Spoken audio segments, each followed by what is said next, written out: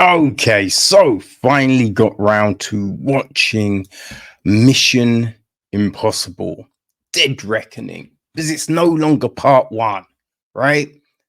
It's just Dead Reckoning.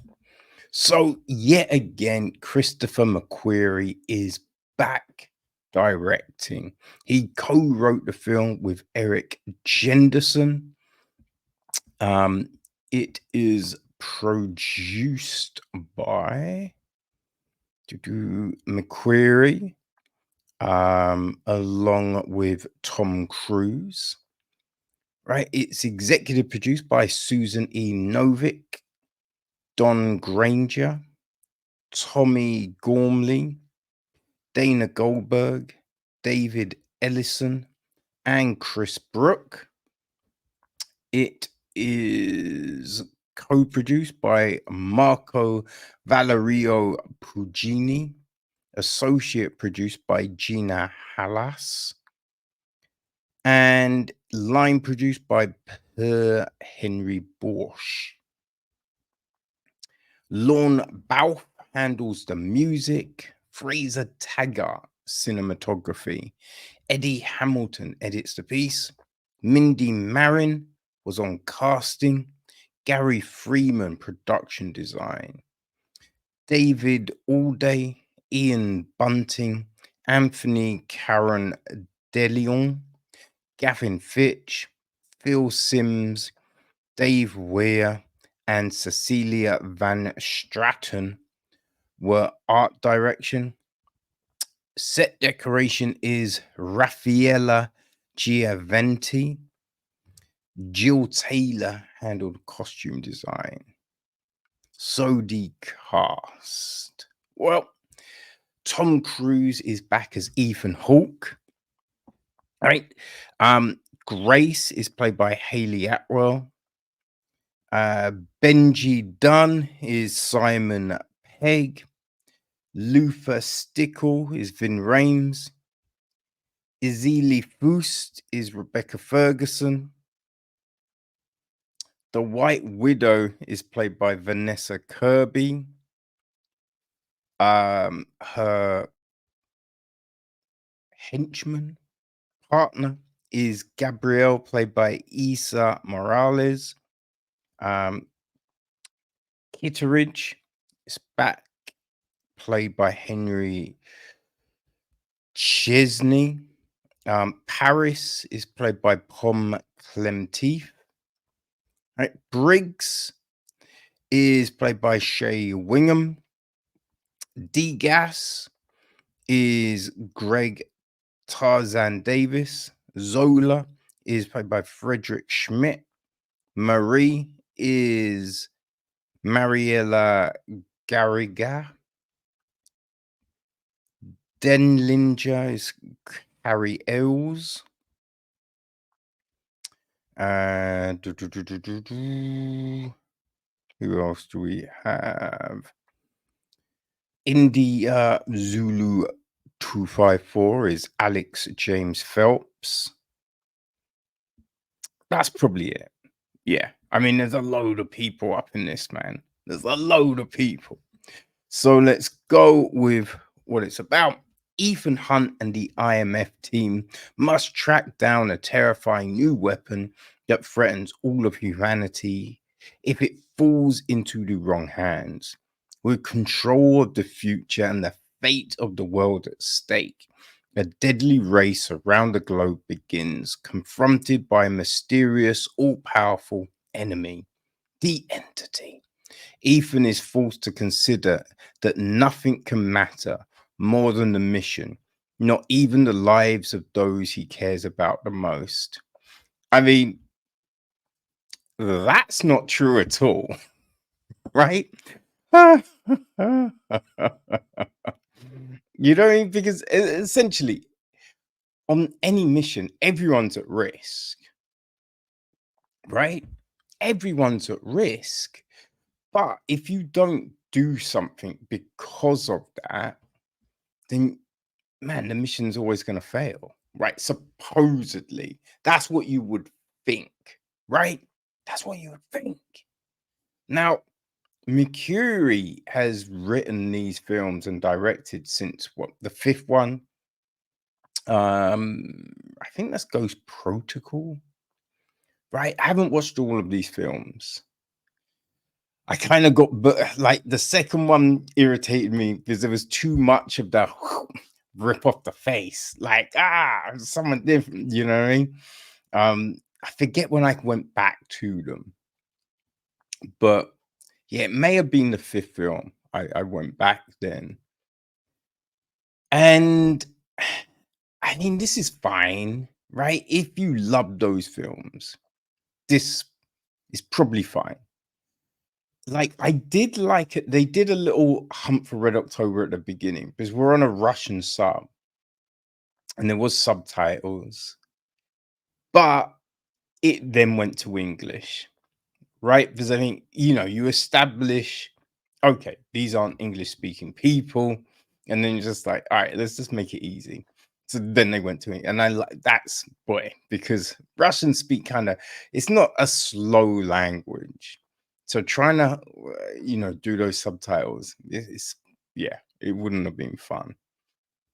So we have all of this going on, right? But at that point, I think you kind of be like, oh, there's some AI shit, right? Which is like, okay, it's a little like so many films now. AI is the bad guy, and it's always a little bit, really. But it's not to say it can't be exciting and fun, you know. I think at the beginning, also we get the whole, Ethan, this is the mission, blah blah blah. But it's like, oh, in this box, it's a reminder of where you came from, right? Why you work for us, and the mistakes and the things that you did.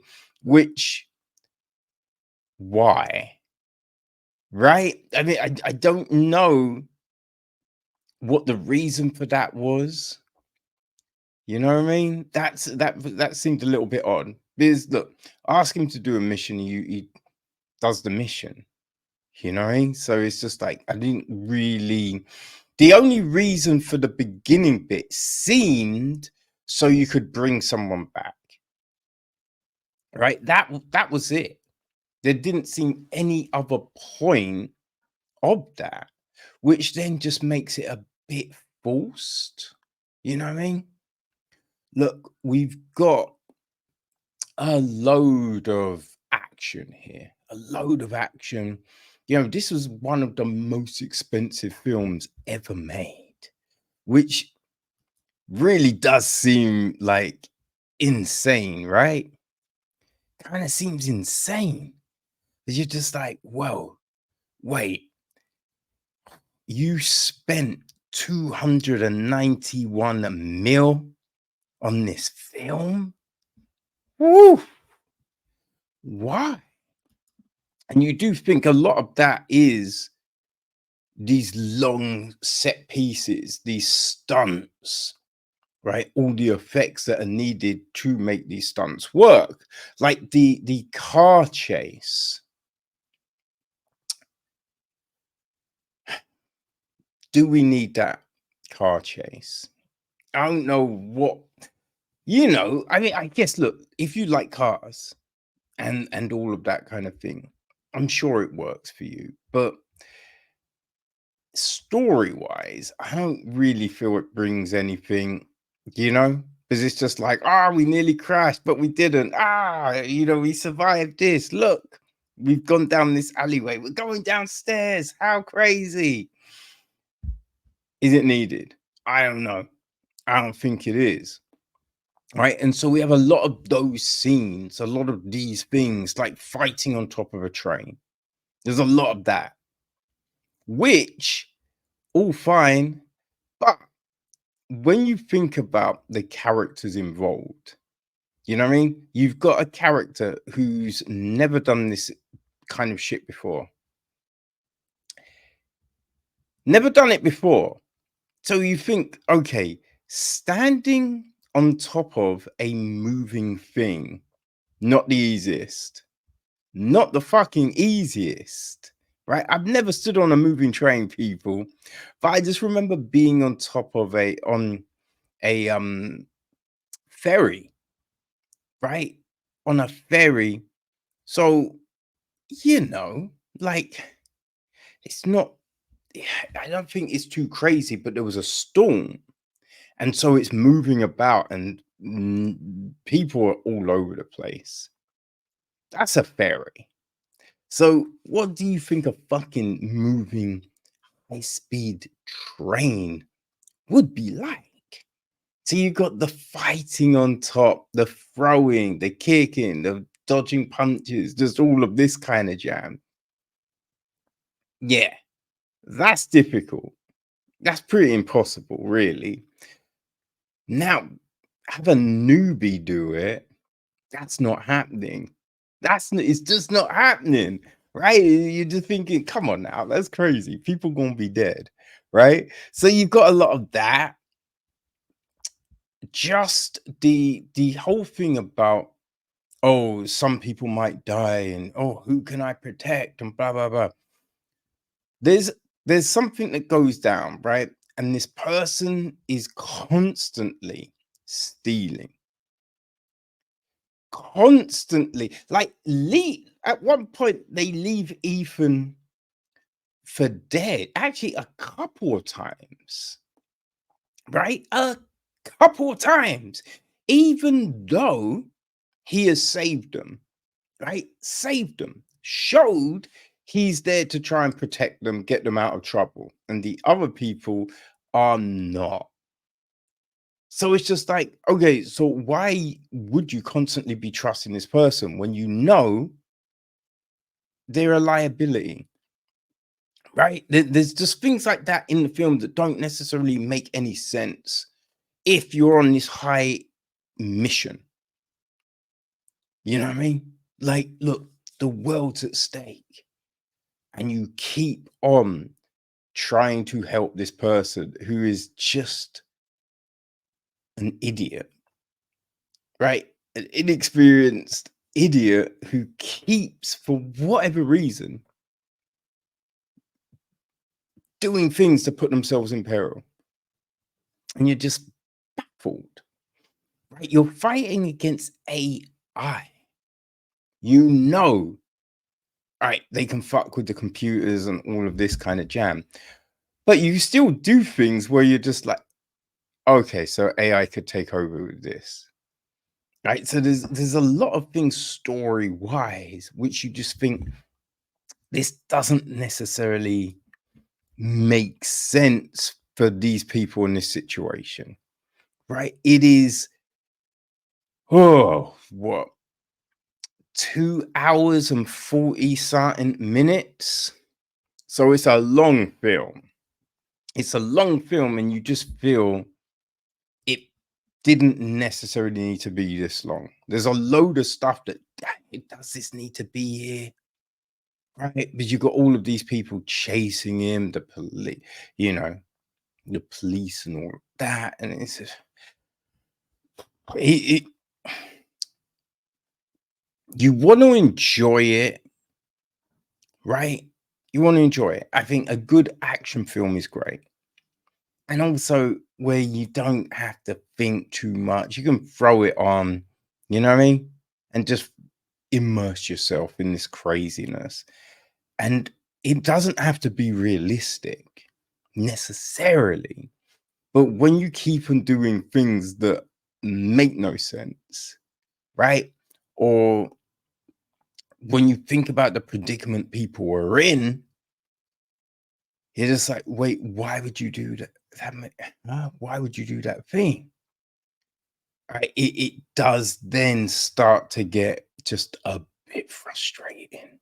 A bit frustrating. Like the acting is all fine. The acting, you know, it's not terrible or anything like that. But it's just a bit, you know, like it's not winning awards. We're not winning awards here, people. You know? Like things could be better. Like, is we get that thing where people it just reminds me of like the Bronte sisters and all of that, right? Jade Austen. Um, because in those books, he'd be like, I think I'm tired of the world. I will now die. And you're just like, well, you don't know the moment you're gonna die, right? You can't craft a sentence perfectly, knowing, okay, the minute I say the last word, that's when I die. I've got that amount of time. You don't know, right? You could be like, I need to tell you, dead, right? You don't know, but everyone's always got something to say, their last words, and they get them all out before they die. You just think, shut up. Shut up. Oh man. Look, it's not terrible. It's I just don't think it's as strong as it could be. It feels like there's a lot of filler here, right? A lot of filler, a lot of stuff just to get to where we are at the end. Like there's a lot of situations where, oh, that's convenient, right? That you landed in that spot, that you crashed through at that moment, you know what I mean? That you appear at that, you know? There's a lot of that. There's a lot of that. Right. So, yeah, I mean, it'll be interesting to see where they go, right? Because there's still things to find, right? They still need to stop the entity. So it'd be like, okay, so where do we go now? Where are we getting to this point? How long will the film be? Because I don't know if I want another 2 hour, 40-minute feature, right? I don't know if I want more high speed, long chases or top of train. I don't know. So, yeah, I'm curious to see what happens next. I'm not excited, right? I'm not waiting with bated breath, but let's just see. I'm hoping that the next one's going to be like, boom, so good, right? And you'd be like, okay, yeah, they ended it well. They ended it well. I will say, if you enjoyed the previous Mission Impossible films, and the Fast and the Furious, if those are your jam, you will like this, I imagine. I was there's a bit in the film towards the beginning when Kitteridge is talking. It's like, oh yeah, they're for the IMF, and someone's like, what does that mean? Impossible Mission Force, and I was just like, what the fuck? Like I'd forgotten. Like, that's what that was, right? I'd forgotten. And when they say it out loud, it's just like, shit, this is so fucking goofy. Oh, shit. Right? But yeah, Mission Impossible Dead Reckoning. It's on Now TV. It's been on VOD for a minute, right? So if you haven't seen it and you feel it's for you, go check it